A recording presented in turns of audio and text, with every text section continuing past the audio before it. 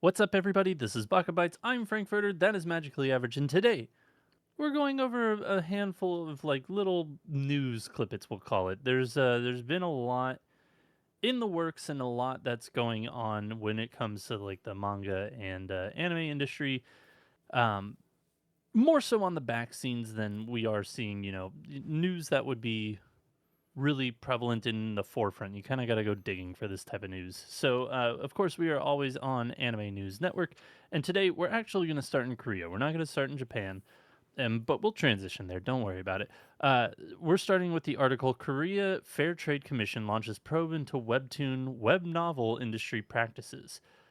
Basically, the KFTC is going into the industry, taking a look at contracts and basically how people are paid and really cracking down on illegal practices and basically wage theft, etc., and making sure that there's no monopolies and whatnot. So, reading through this article is kind of I mean, it's not necessarily the most interesting thing, but it's more so like, hey, this is need to know information because there is a lot on the back end that you probably don't know about that, maybe even the casual anime fan doesn't know about how people are paid for everything because, once you create a work of art doesn't mean, it's necessarily yours and you don't necessarily get paid the big bucks for it. So Yeah. really they're kind of digging in deep with this and for good reason because the revenue sharing agreements for these are usually pretty bad. So yeah, basically they're just the Korean the KFTC is just digging into this to see what the hell's going on. So it's interesting too because it's not just webtoon and web novel. It's over 100 companies that they're doing this investigation of. But the interesting component here, at least for purposes of even us, Yeah. with our relationship with like Wattpad and webtoon as well, is that they are going into the content creator area and trying to figure out if content creator revenue sharing is what is being advertised, to kind of put it bluntly. The article kind of insinuates that these companies may be shorting a lot of content creators through like when they're engaged to do publicity for new works or previews or what have you. Again, like we get free stuff from Wattpad every so often to review. We've done a couple in the past, and we earn revenue off that as well. The article states though that they're testing and putting a probe into whether or not the minimum guarantees or upfront payments made uh, are being shorted after going through a lot of these like intermediaries, making it significantly reduced at the end. So like they might say something, yeah, at the forefront about, hey, you're gonna, this is your portion of the revenue sharing for making this content and putting out these videos and advertising the series, and then afterward they're like, oh yeah, well it had to go through this and this, and here's the breakdown, and here's what your actual payout is. So it's interesting. It's a good push, I'll say. I find it very scary Yeah. that it's coming from the the FTC, the U.S. equivalent of Korea's FTC, because a lot of times when there's like a governmental push, it might have a more negative impact in the end and be like, oh well, our content creator program is gone, or it's like, oh well, Yeah. we're gonna actually make like a different tiered system for our creators. So like if you're a new creator to webtoon, you actually go in this bucket, and if you're like an extended creator, you go in this bucket, and if you're a legacy creator, you know what I mean.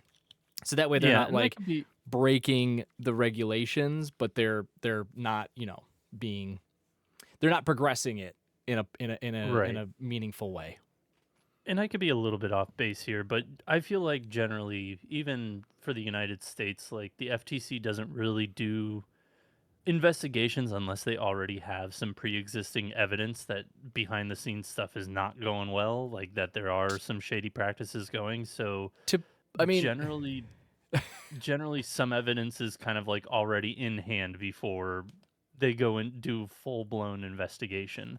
But I think one of the other things about this as well that is really interesting is that they're examining the rights to secondary adaptations such as films, dramas, and games Yeah. and how those are structured. Because again, you make like this big IP, like you make a One Piece and then it gets an anime or it gets a drama, it gets a stage play, it gets a game or whatever. It's just like they're investigating, like, hey, where does all that money go to? Does that go back to the creator? Does that go back to the The original publishing publisher? company. Yeah, the Yeah. original publishing company. And if so, what are those splits and what do those contracts look like? Just basically trying to. I feel like this is a little bit better of a like, hey, let's keep the creators at the forefront and cut costs on corporate greed here. Not cut costs, but cut a little bit of the corporate greed out of Yeah. it.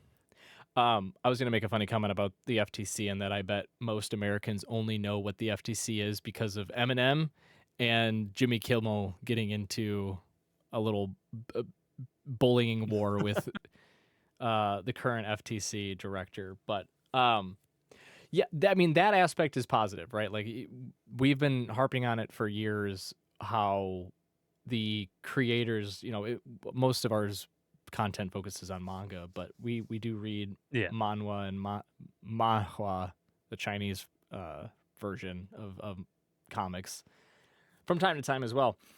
And those markets are definitely smaller to a wide consent versus manga like in Japan, but they still face similar problems.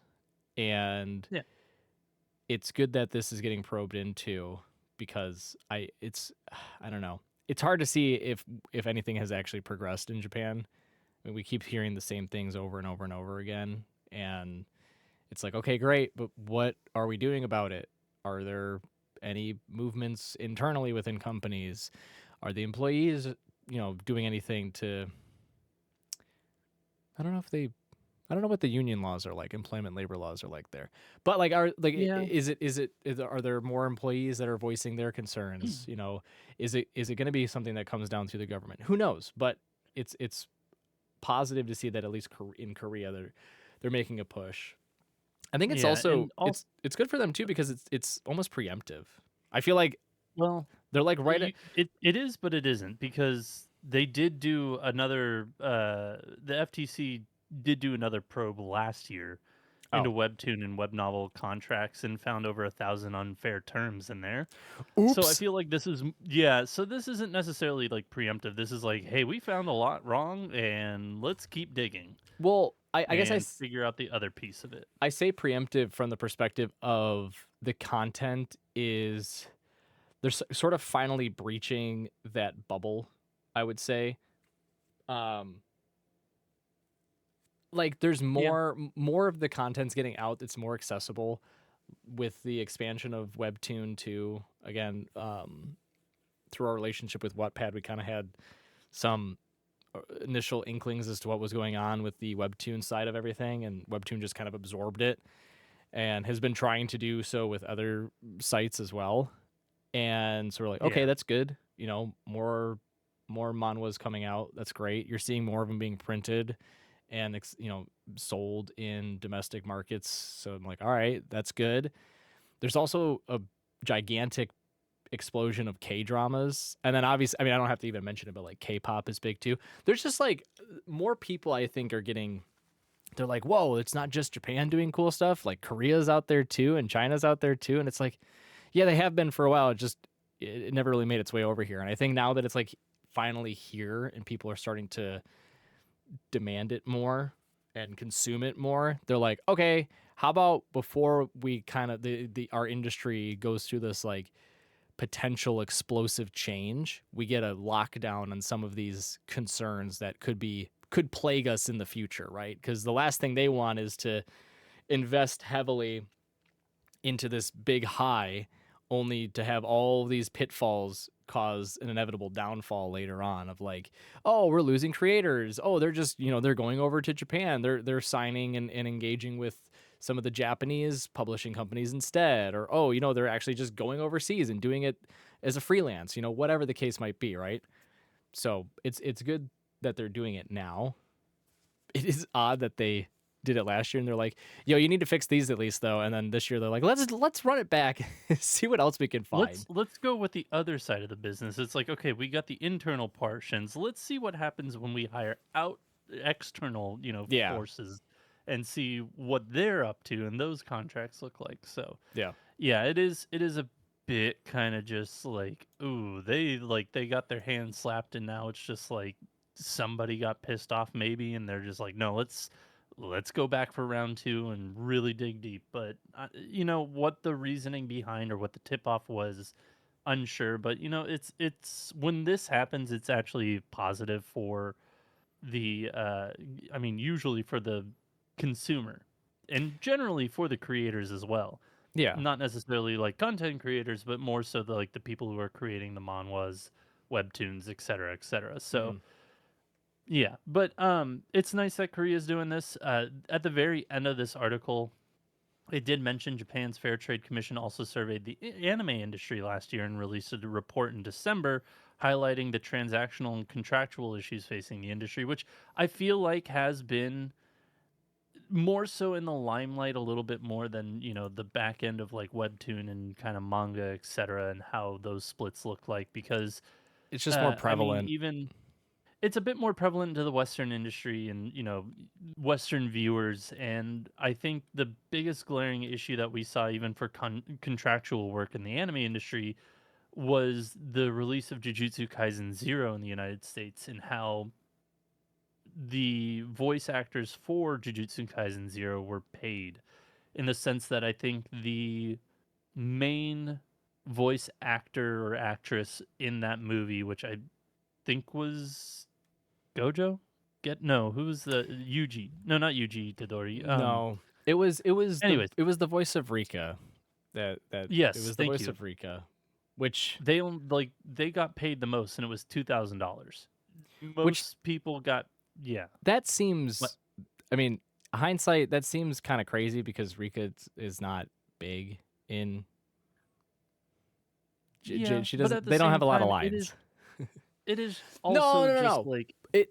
yeah. I think it certainly shed a light to fans and gave a kind of a very jarring glimpse into what it is like to be a voice actor. Because I mean, I'm only Yuta speculating. was the voice actor I was looking for. Is For Yuta? Utah. Okay, so then yeah, obviously Yes, they're big. They're like the main focus of JJK0. right.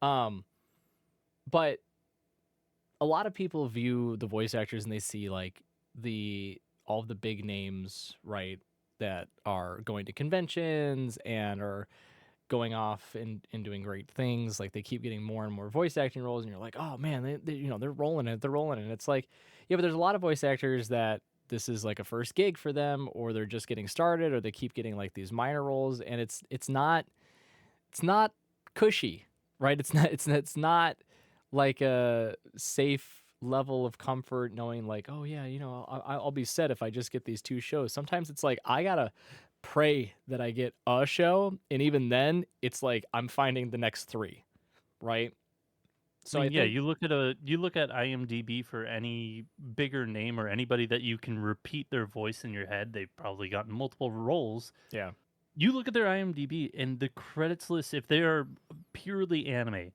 it is like they are doing 6 to 7 series like a season, let alone a year, like a yeah. season. Depending They on do the series that they're in. yeah, they do a lot because the anime industry doesn't pay. But more back to just kind of what Japan and the Fair Trade Commission did there. They were looking at excuse me, transactions between production companies and primary contractors, between primary contractors and subcontractors, as well as between production companies and freelancers to identify problematic and potentially illegal behaviors during the contract stage. So basically, hey, we need to hire you to do this keyframe or this frame of animation for this one scene. We'll pay you $50 to do this, not frame, but like this like little snippet. Mm, And basically they went over those contracts and evaluated how they were paid, what timely manner they were paid, if they were paid in full, etc. and found a lot of problems here. Yeah. Um, and kind of like the overall like the overarching thing is like they found a lot of problems. What pisses me off is like they didn't fix any of the problems. They're like, hey, here's all the problems we found. Here's the list. Yeah. That's about it. Yeah. And it was contract stage, manufacturing stage, payment stage. I mean, they did a holistic review of the industry and tried to figure out at what point there was failure. And I mean, it was at every stage. And it wasn't even Yeah. just in their own findings. There was a survey, as the article states, a survey that they put out as well, and it stated that, quote, 89.4% of film directors and staff and 52.1% of animators said they were not satisfied with their current pay, many complaining compensation fell short of rising living costs. 89.4% of film directors and staff. That's staggering. So effectively 9 out of 10 directors or staff were saying that they were not satisfied with their pay. Either it was below what their expectations were, or just below the rise, the increase in living costs. Not to mention the 52.1% of animators as well. So, Yeah. I mean, the pay has always been a problem, and we've known that. That's always been the issue. The question has always been, how do you rectify that? Because the concerns that we've always illustrated are, yes, you need to pay everyone accordingly. Like, you have to ensure that your staff, your employees have the necessary means to continue doing what they're doing. However, as a company, you do understand that that is an increased cost. And how are you going to offset that? Are you going to take on more work? Are you going to implement new measures to like make someone's role obsolete in turn? Like, yeah, we'll increase these people's pay, but now this team, we don't need you anymore. We can outsource you, or we can implement this new technology that makes it more seamless for this other team to adopt, right? Or does it mean like you gotta start if you start taking less projects as a whole and then you reduce your staff, like there's always going to be a trade-off, right? Yeah. And I'm not saying like that's the excuse for why pay shouldn't rise. I like certainly advocating for fair wages across the entire industry. I think everyone should be making the appropriate amount of money for their role, for their experience, and ensure that they actually can make a living from it as well. Especially in this, because you look at these roles and it's like not everyone can be an animator, not everyone can be a director. This is a challenging, demanding, and at the very most, a very unique position. You have to have skills, Yeah. high skill level. It's not the same as like we talk about domestically in the U.S. the minimum wage for like fast food or clerking jobs, things like that, right? Where it's not doesn't require a high set of skills to do like something in the animation industry. But Yep. here we're still focusing on a living wage, and it's great. You want people to be able to make a living wage, and that's appropriate. It should be the case. It should be the same, if not greater, in Japan too. In this industry specifically. So it's always that concern, that nagging feeling in the back of your head. You're like, okay, if pay increases, what does this mean? Do we just get less anime overall because they're reducing staff? Does it mean production studios have to close because they just can't maintain that excess expense now if there's a rising cost? Like that's the issue, right? But they have to figure it Or out. They have to figure it out. or maybe the contracts to get a new IP goes up, meaning that the Well, publisher has to pay more in order for an anime to get made. and Which honestly, that would be great. But at the yeah, same time, it's like, well, then we're kind of back to square one of Korea investigating their basically anime industry and just seeing how that's going. And it's just like, I know Japan. I don't think Japan has done the manga industry, which, to be fair, I think our knowledge on that is a little bit less as to how manga creators make their money, etc., outside of book it's sales. it's so. I mean, I'm glad you bring up book sales because I'm gonna connect the dots here in a second with books. So just bear with me.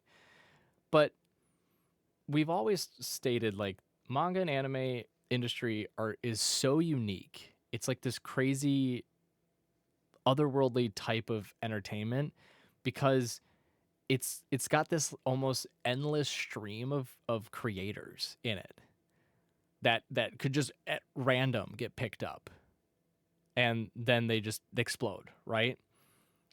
And for our purposes, we don't have something like that here. The closest thing we have would be like books, like freelance writers that have, put out a book series and then, maybe a couple of books down the road they get big and then boom, they have a trilogy on their hand or whatever and then now they're the next big thing, right? That happens in manga. But then in manga, we take it a step further and they're like, cool, do you want an anime? Do you want a bunch of merch? Do you want a movie? Do you want a video game? Like, it just explodes. We don't have that here. Like, the only type of IP that's like that are massive, massive series. I mean, like, the most obvious one that everyone would think about would be Harry Potter, right? Starts Yeah. off as a book series. It gets a movie shortly after. You get a movie for every single book. And then there's been TV shows. There's been video games. There's a whole fucking, There's world been a in stage play, Universal. there's been spin-off books, there's Yeah, been prequels, there's been all sorts of different things. everything, right? And there's plenty of others like that too. But it's just, you don't get that at a consistent rate like you do with manga and then it, coinciding with anime, right? I mean, like, again, Yeah. just highlighting something that seems very stupid but in retrospect is just kind of puts a big old exclamation point on what I'm trying to get at is when I was at Anime Japan, the series I Will Never Fall in Love with You Unless, which I'm sure no one really watched because it was only on YouTube. It was very funny, very etchy too, but it was enjoyable, right? I could not believe the amount of merch and advertising they had for this series at Anime Japan. And I'm like, no one, very few people watched it outside of Japan, I bet, right? But it's like, And it's that big. It's huge. Like, it's the biggest anime convention in Japan, and they had a whole dedicated booth just for that show. Like, not like a part of the studio. It was a booth for that show, and I'm like, this is insane. But it just and goes that just to goes to highlight. show Yeah, yeah. I was gonna say that just goes to show anime and manga is made for Japanese people, not for Oh the yeah. people in or the Western audiences. Yeah. Like the people, Western audiences have been very brazen recently about their opinions on anime, and it's just like, Yeah, we're not gonna. we don't have to dive into that, but it's just like manga and anime not made for the Western audience. No. Period. Like I don't think Well, anybody has really taken us into account for it, which is fine, no, as it should be. yeah. I mean, well, I'm going to make a very bold statement in general and say any artist, whoever you are, whether you're an author, a painter, a poet, whatever, you should be making art for you. Don't make art for anyone. Make art for you. That's the important piece. But to go back to my, what I was getting at with my original point, it's it's hard to look at the anime and manga industry and go, yes, you have a slew of problems. Here's how you fix it. Here's how we did it in the US, right? Here's how we can combat it based off the US principles. And you can't. You can't apply US principles. It's not possible. We don't have, like, the only equivalency we have is if the Sunday morning comics in newspapers, if one of them got big, they got an anime or they got like an animated series. And then from there they got a movie. And then from there they Garfield. got, yeah, Garfield. That's like the Garfield would be only your one example. that's like the only one, right? Like but put that on a scale where you're getting basically these types of series at an astounding click, like monthly. Not to mention yearly. I mean, Yeah. the amount of series that come out in a year, like manga series that come out in a year that we don't get, we have an episode way long ago where we talked about this. It's like basically 10% of the series that come out we get in the US. Just the sheer volume that come out, and then from there the pool that get an anime is staggering because there's probably tens of thousands of new series that get released in a year, and I would imagine only maybe 100, if that, get selected for an anime. But still, that number is crazy. Like, imagine it'd be the Yeah. same as like every 10,000 new novels that get published in the US in a year, 100 of them get a TV show. The whole it would be saturated, right?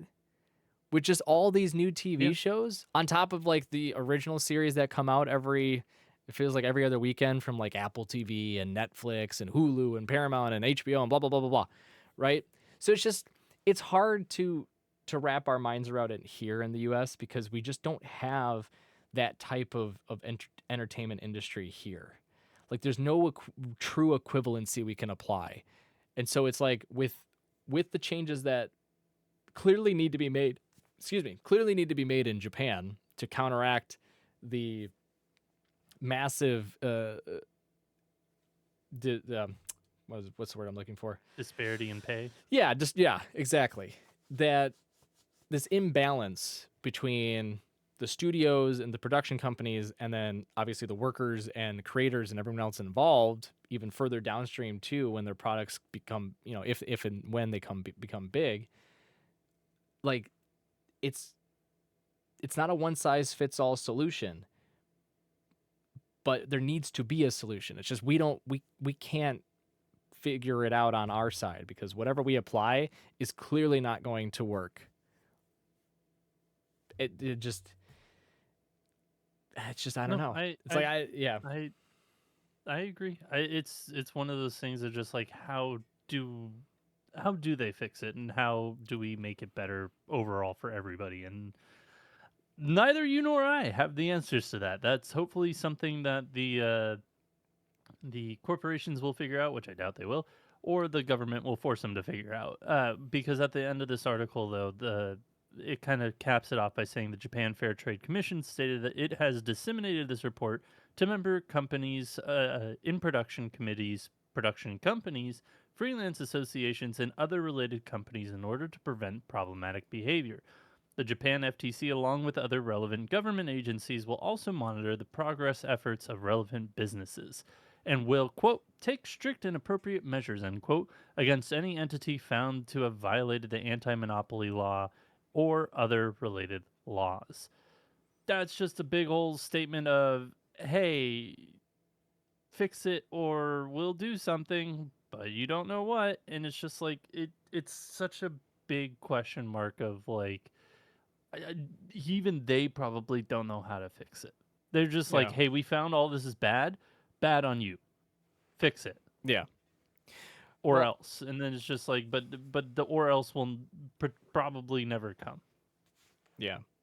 I don't know. It's the same. It's mind boggling. It is semi It's frustrating, but it is what it is. it is like the only thing that I can relate this to that we've experienced within the last couple of years is with the governor of Florida going after Disney. And people are like, "You do not want to do that, my man.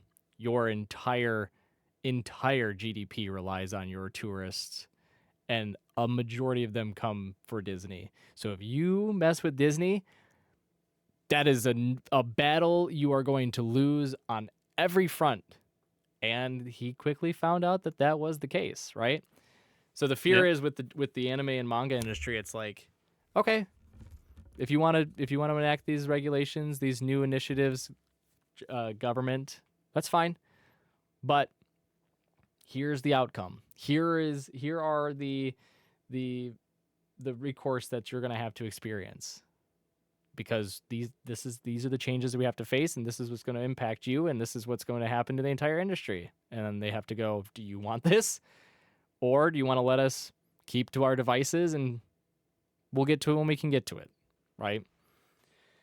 Yeah. So It's the hope is that we'll see a change soon. I think with everything going on in the world, I'm sure this has hit the back burner to a degree, but we do need to see a change soon.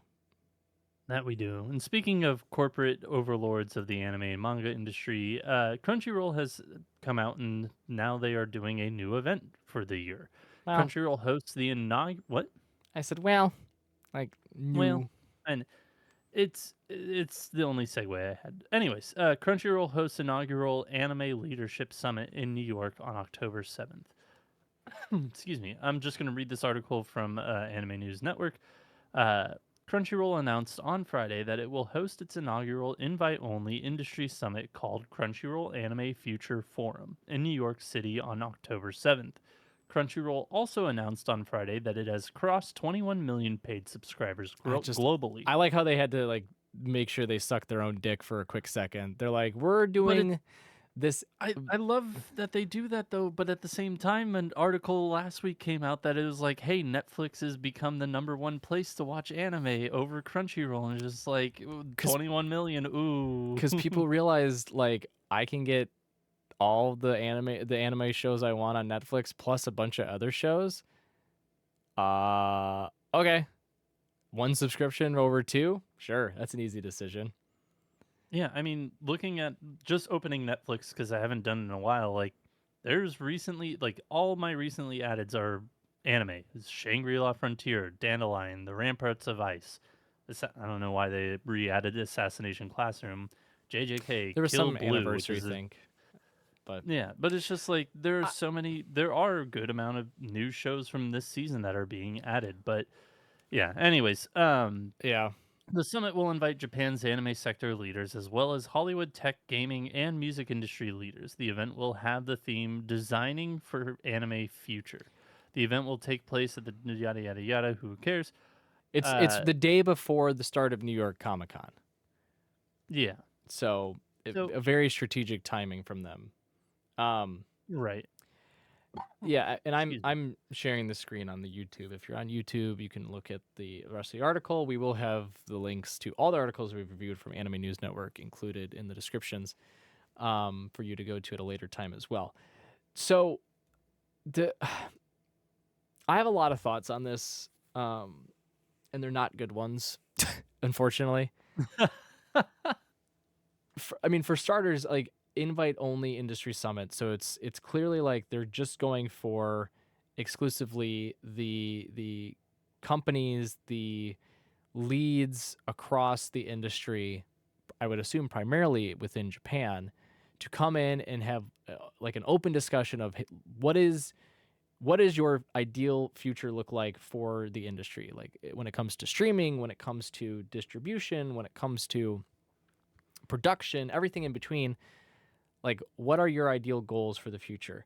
And that's good, but where I where I get really hooked up on is when they go, they're going to invite anime sector leaders as well as quote Hollywood, tech, gaming, and music industry leaders, and I just read that and go, why? What? The fuck? Yeah. Like Like to I, break that down, like Hollywood, they've been repeating, rehashing the same shit for the past 2 decades. yes, That gives me pause immediately. Tech brings into the AI boom to mind, and I'm just like, for the love of fucking Christ, no. Gaming, we haven't really had too many like good IP anime games. no, Like really haven't. Like outside of things that JoJo's. are original. I mean, the fighting games have always been good. That's probably been I it. guess yeah, the fighting games, but I Like, mean, outside of fighting games, like there hasn't really been an IP that has had a breakout, standout video game in a very long time. no, yeah, I agree. And then music industry leaders, that one more so was That's just like, hey, we want to get these bands in front of you so they can make openings or or endings just or whatnot. or just like Potentially. That's what it screams to me. I don't know. That or maybe they're just like, "Hey, we want some of your bands that, do the openings and endings. Maybe we want them to open for our bands or something if there's a crossover there." Thinking positively, that's what that could be, but yeah. otherwise I have no fucking clue. Yeah, because when I read those, when I read Hollywood tech gaming music, I read Hollywood as they're just trying to find ways to maybe do more live action stuff and sell off more IP to Hollywood for Yep. whatever reason.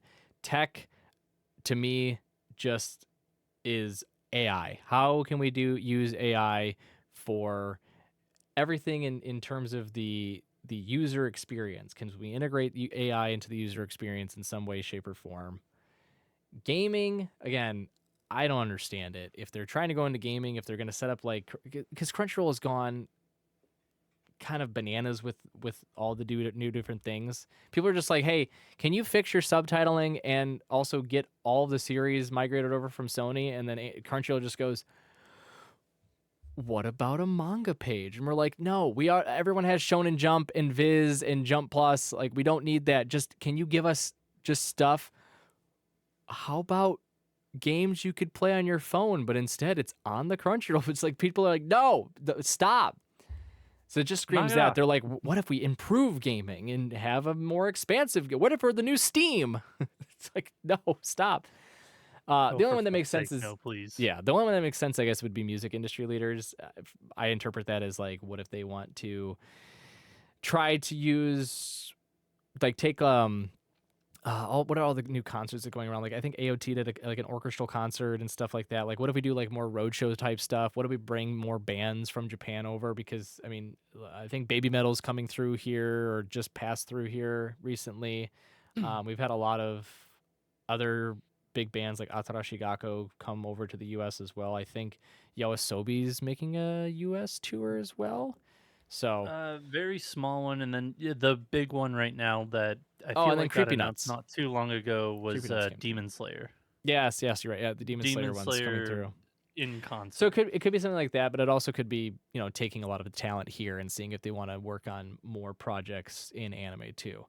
But I mean, like, overall though, when I see those, I just think this isn't like an anime future forum. This is a corporate money grab. How do we just increase profits for them? Because it's not about improving the anime experience for viewers. It's not about making anime more accessible to people. It's not about giving creators their opportunity to take their series to the next level with anime, right? It's just, how do we make more money, guys? I have to buy my second yacht or my third wife is going to flip. We need more money on the table. What do you got? Yeah. Because and it sucks because, like, what still baffles me, and this is very much so a geography problem or geological problem. I don't know, whatever you want to say. Sony bought fucking Alamo Drafthouse, and I live by Alamo Drafthouses, which is a movie theater chain. It's a movie theater chain. If you don't know, it's a great movie theater chain. I absolutely love it. Why the fuck haven't they done more with it?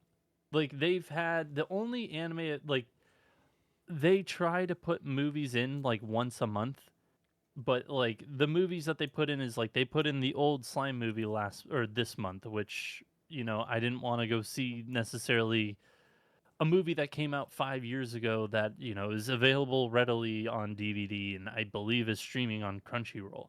The month before was the Attack on Titan, like, double feature of the last season, the last part, final piss off season, whatever. And it's just like, I really don't want to see that in theaters. And then the month before that was just like, hey, here's the sneak peek for Crunchyroll's season coming up. And it's like, great, I will watch the ever living shit out of that. But it's just like, why don't you do more with this? There are so many movies that come out that, like, I would be able to go see more because I have like a season pass. I can go for the price of freaking, you know, convenience fees, which is like $2. Labyrinth, perfect example. Movie called Labyrinth just came out. The anime movie. I was thinking of Labyrinth. Labyrinth, like Pan's Labyrinth. Well, oh no, I was gonna say Labyrinth is getting a 40th anniversary showing in theaters, but that's besides the point. That's the David Bowie Labyrinth. Yeah, Pan's Labyrinth. Anyways, no, Labyrinth. Pan's Labyrinth is completely different. That's Guillermo del Toro. Oh, is it? Oh, oops. Yes. No, you're fine. But no, there was an anime movie called Labyrinth that just came out. It was 2 days only. It was yesterday and today. Didn't get to go see it. It's just like, if it was at Alamo, probably get to go see it. It'd be great. Alamo's showing still, like, as much as I love Project Hail Mary, it's been out for like 2 months now, almost, and it's still in theaters. Like, why why not put some of these anime movies in theaters? Like, it baffles me that they bought a movie theater chain and then have done next to nothing with it. And that's, I know Alamos don't exist everywhere, but as someone that lives very close to one, it's incredibly frustrating. Yeah. But yeah, I hopefully they can like figure something out at this conference and be like, hey, we do own movie theater chains. We could just put these in theaters for whatever he sneak previews, more whatever. I don't know. I'm I just acting want to see all of fucking Satoshi Kon's movies. I just want to see all his movies in theaters again. Yeah, there you go. Uh, I'm being very glass half empty, which is I usually try not to be very pessimistic in these conversations because I want to think for the best of what Yeah. we love. But a comment made by Crunchyroll's president Raul Perini sort of sucked all of the hope and bright-eyed, bushy-tail approach that I have or thoughts I have on this summit. A quote from him on the summit is, "This is the first and only type of industry event outside of Japan where anime is front and center for discussion and everyone attending will push its prominence and success." What the fuck are you talking about? That's Yeah. like that just to me screams that you are out of touch with your entire industry, like in the Western Hemisphere. Like, you are so far removed from the people that consume your product that it's astonishing that you are in this position to begin with. While granted, fans are not the industry people, they literally are the lifeline of the industry here in the United States. And we have anime conventions almost on a weekly basis across the United States highlighting how great anime is. We bring in big voice actors to come in and talk about their experiences. A lot of conventions have the opportunity to bring in publishing companies and production companies to come in and talk and share their art and their history. Like, the fact that you think that this curated summit of industry leaders is going to put anime in the front and center for discussion, dude, what the fuck? Like, come on. Yeah. It's just it's It's baffling to corporate me. crap. It's It's just corporate word salad. It doesn't mean it's not even anything. no, it's not word salad. It's just him sniffing his own farts. Just like how the article had to mention, and this is not on Anime's news network. We're not blaming you for this, right? This is just the fact of them being like, "Oh, we also had we crossed 21 million paid subscribers globally." It's like, "Oh, you want us to clap while you jerk yourself off, or should we just watch in awe and amazement at how awesome you are at doing it?" Like, it just, again, we're getting further and further away with these types of moves and this clear departure, complete disconnect with the anime fan base. We're just getting more and more into the realm of it's just for profit, right? It's just, this is every decision that's being made when it comes to Crunchyroll and anime is purely a profit-based decision. It's not for the consumers, it's not for the industry as a whole. It's just how much more can we put in our pockets, and what are we going to do that? Like, how are we going to do that? It's it is the same way. I hate everything that I love is this is happening to. As I've said before, I'm a big Magic the Gathering fan, and for years we have been pissed at Wizards of the Coast for doing this exact same thing. It's not about the love of the game, it's not about the history of Magic, it's purely a for-profit venture at this point. Corporate greed is blinding them to the success of the game, and it sucks. It sucks for the players. It sucks for those that have invested time and money into this hobby. And it's the same thing with anime and Crunchyroll. It's really like, it's unfortunate too because Crunchyroll is the biggest provider that we have here in the US, right? I mean, yes, Netflix is big too.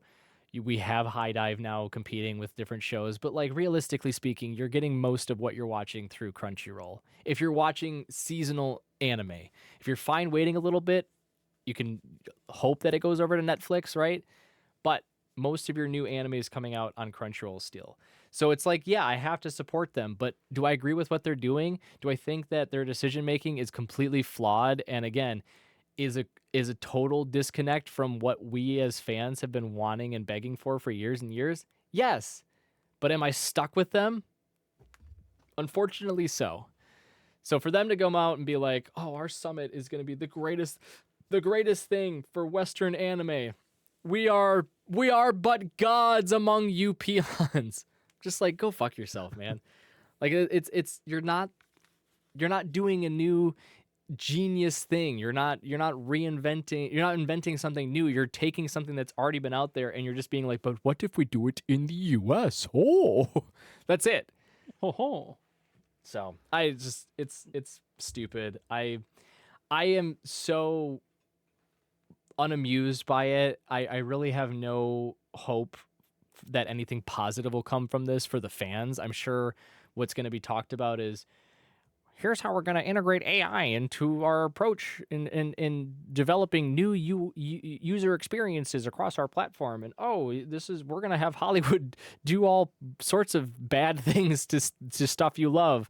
Remember all those anime you loved as a kid?